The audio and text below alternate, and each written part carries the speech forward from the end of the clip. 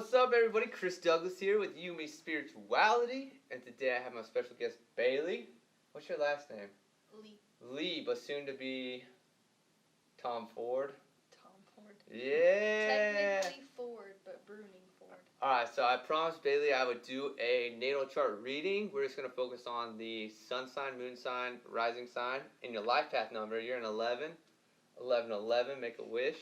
So, and for these two, I don't know if I mentioned this in previous videos, but I use CoStar because it's the most up-to-date natal chart that is literally live by the day, and the notifications will kind of scare you a little bit sometimes with how accurate they are. And when you're talking about it, they like to fire off. And this app was created by like a couple Pisces, a Scorpio, and a Leo. So I mean, it's like all the creative signs that are very intuitive. So, anywho, so Bailey here is a sun in Taurus, a rising Virgo, and a moon in Sagittarius. And if you haven't got the trend, the Sagittarius moons have been attracting lately. So, good timing. Woo! Alright, so and we've already kind of covered this, so it might be brief for this, but you kind of have a gist of what I've told you earlier. So your sun is in Taurus. That's how you view the world. You're a baby on how you view the world. But you're an 11 life path, and you're a 3-8. I'm a 2-9. 3-8s make money before 2-9s, typically. 2-9s go through this like learning, and then we're like, boom, we know everything in life.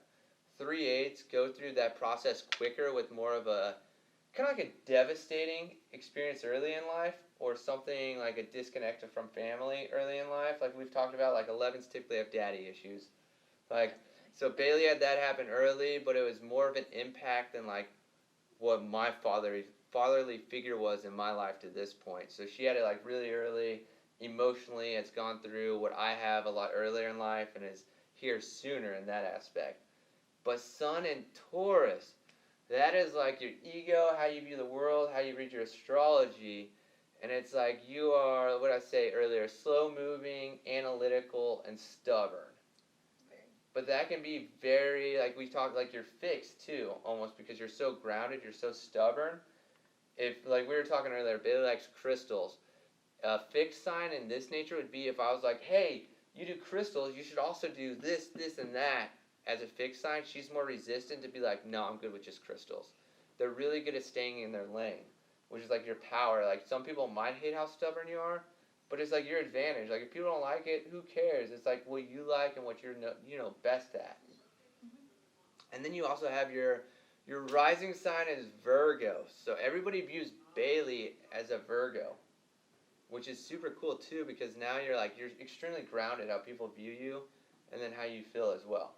So then your Virgo mask is like people see you as like very slow moving, analytical, and you're also like very about nature with Virgo. Virgo's a very nature sign. Like they're typically like superintendents at golf courses, they're herbalists, they're botanists, they love plants. So now you have to take that Taurus aspect, mix it with a little bit of plant life or nature and healing, and you're a healer as a numerology 11. And then you have your moon in Sagittarius, which we talked about earlier. So she has two grounding signs, which are, on the ground, very reality based. But then your moon, your deepest emotion, your parts that you maybe haven't explored yet, are all the fire. It's the celebration, the manifestations, that creative spark. That's all fire. And then you're also a Sagittarius moon, which is empathic. And that's what I was talking to you about earlier. It's really important that you focus on being in a group of people that are overall positive in what you want to be, because you're going to absorb everything around you. So if you're in the wrong friend circle, you're going to be in the wrong person that you want to be. So it's funny that you're falling into this circle of all of us coming together, because I feel like we're a very positive group, and we've all pushed from the boundary of the people we don't want to be with, and we cut them out, and then we all magically found ourselves in this circle. Definitely. And it's like, I really feel this too. We're building this circle, but we're not like, nobody's in the center of the circle. We're all contributing to the circle, and we're all linked up instead of somebody being trapped in the center of the circle. But we're all bringing a piece of the pie to the table too. Like we're covering the video, and I'm covering the astrology. You're becoming the crystal person of the group.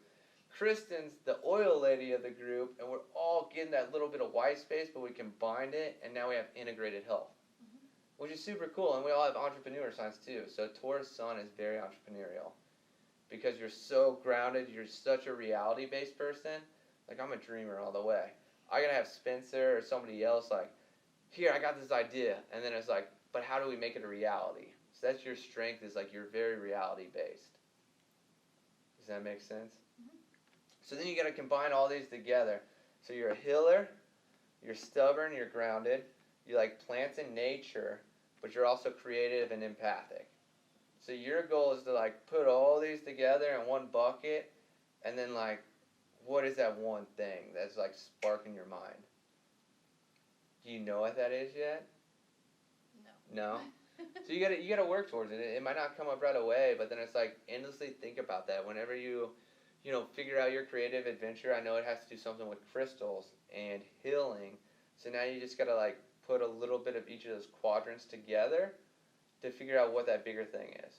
So for instance, like mine was like, I like being creative, I like healing, and I love video. So now I put all that together, but then I put like a tangible product like Weekender Collective, a brand that I love, behind it all, and now it grows the brand through how I do all this creative stuff and I heal people. So people naturally attract to my videos. Now I'm giving them something to look at that is tangible and I can monetize on. Plus, I also like doing these videos, which I see this being bright in my future as well. But I wear the shirt in these videos. See how cool that is? See? So then you got to pull all those together from your side and say like, how can I do this, this, and this? How can I help people make money and also be creatively grounded, empathic, and heal? Which I think the crystals answer that pretty well. So you got to get creative with crystals, which nobody's really done. Everybody makes crystal bands, but that's about it. Mm-hmm. So now you got to one-up them. How's that sound? Great. Gosh, we got to get you more comfortable on camera. Woo! Any questions? Any thoughts? I always let somebody answer, like ask one question in these videos. First thing that pops in your head. There's got to be something. Mine's blank. Yours blank? What about... You asked earlier, when will the money come? Yes. So the money will come in your life when you're truest to all these aspects that I said. So as soon as you can figure out that creative, crystal, empathic, healing, and nature all in one bucket, you will find effortless energy and everybody will naturally attract to it. Like it'll just take off. Which I think you've already kind of done that with the first crystal session. You had a Kristen's essential oil thing. Mm-hmm. Like you said, everybody just ran over to the crystals. Boom, there's your like proof of concept. Now you just have to build it slowly, and then that's where you take all your business models and you figure out like, okay, so they bought this crystal for that much. Now get creative and get people to spend more money while still giving them more value. Because value builds relationships, and then value also. The biggest companies have nothing but value, and they sunk early, but now they're selling way past everybody because they focus on value instead of like, I'm making quick money. So that's all you have to do. Sound good? Yeah. Sweet! Alright, thank you for watching. Be sure to like, subscribe, comment, and check out yumispirituality.com. Thank you and have a great day.